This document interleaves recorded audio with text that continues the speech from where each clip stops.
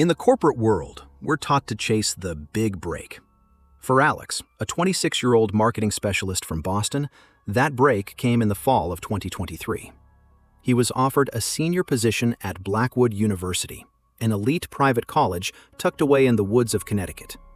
The salary was nearly double what he was making. The benefits were insane. But when he pulled into the parking lot on his first day, the prestige felt hollow. The campus was massive, a sprawling 8-story limestone building, but it was eerily quiet.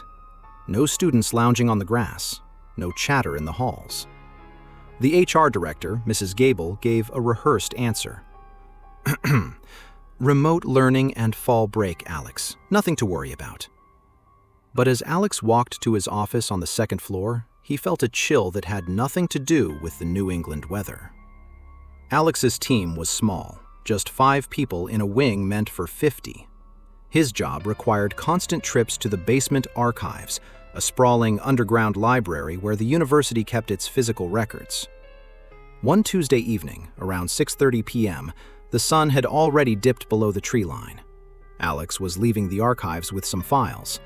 As he walked past a massive antique mirror in the ground floor lobby, he saw a girl standing 3 feet behind his reflection. She was wearing a vintage Blackwood blazer, the kind the school hadn't issued in decades. She looked at his reflection, gave a high-pitched, mocking giggle, and sprinted around the corner. Alex froze. He ran around the corner, expecting to see a student playing a prank. The hallway was 100 feet long with no open doors. It was completely empty. Alex started noticing a pattern. The staff didn't just look tired, they looked haunted. He struck up a conversation with Sarah, a copywriter who spent her nights in the basement. She looked like she hadn't slept in weeks. "I can't go down there anymore," she told him, her voice trembling. "Last night, I was typing my report. My right arm went ice cold. I thought it was a draft. Then, I felt it. A small, pale hand reached out from the shadows of the desk and pressed down on mine. It was solid. It was heavy. And then, I heard a whisper right in my ear. 'Help me finish.'" Then there was Mark, the IT guy. He'd been at Blackwood the longest. He told Alex that during the summer, when the servers were the only thing running, he'd hear the sound of a full lecture hall coming from empty rooms. Moving chairs, coughing, the scratching of pencils on paper. But every time he opened a door, the room was a tomb. Alex began digging into the school's archives. He found a retired groundskeeper named Old Man Miller, who lived in a cabin nearby. Miller told him about a tragedy from the late 90s. One winter night, the head janitor saw a young woman wandering the halls after hours. He followed her, thinking she was locked out of her dorm.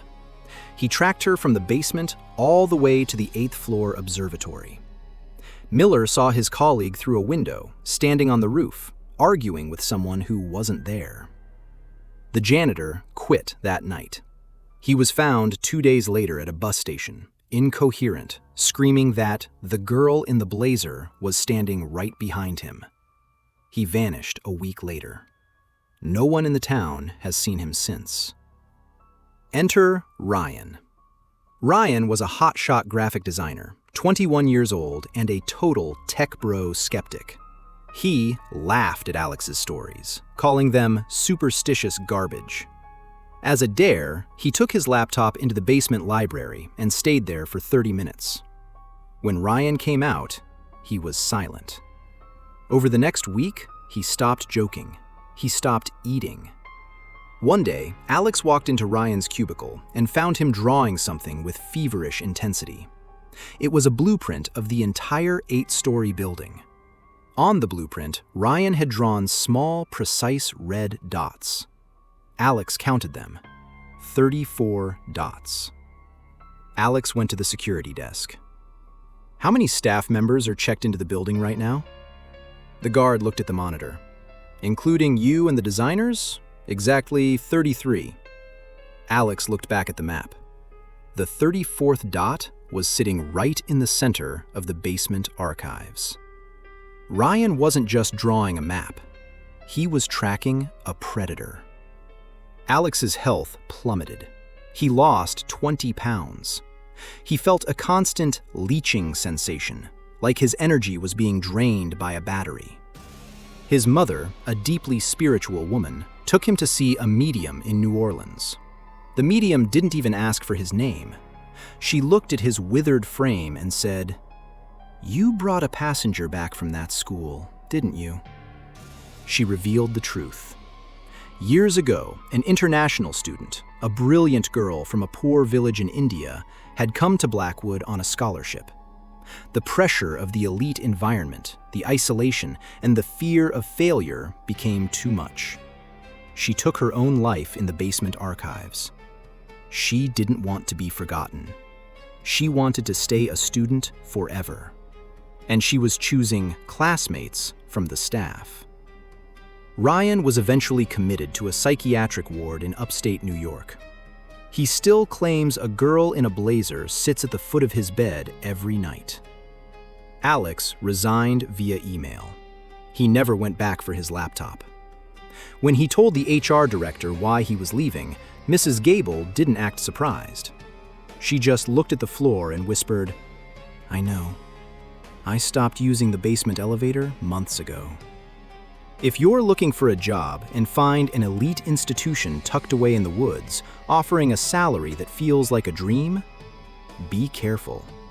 Because in Blackwood, the 34th occupant is always looking for a new friend.